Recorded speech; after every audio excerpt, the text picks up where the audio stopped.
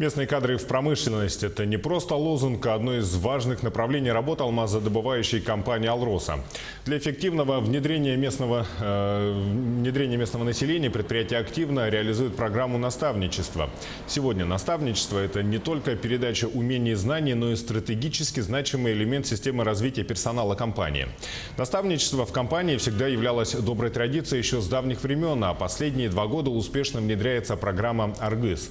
Один из опытных наставников – водитель БелАЗа в структурном подразделении компании «Алроса» в Алмазах-Ханабара Николай Романов. У него стаж наставнической деятельности 12 лет. За это время Николаю удалось поработать с более чем 100 молодыми специалистами.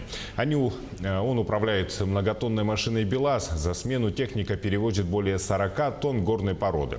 Опытный мастер сопровождает молодых специалистов 2 месяца, помогает им проходить адаптацию, обучает всем технологическим процессам, ремонту техники. Стоит отметить, что «Алроса» проводит целенаправленную работу по привлечению и трудоустройству местного населения, в том числе из сельской местности. В прошлом году в компании было трудоустроено 1392 человека. Компания «Алроса» поддерживает молодых специалистов. Только за прошлый год на работу принято более 300 молодых людей до 30 лет. Каждый сезон по 2 человека мне дают, которые приехали только с учебы.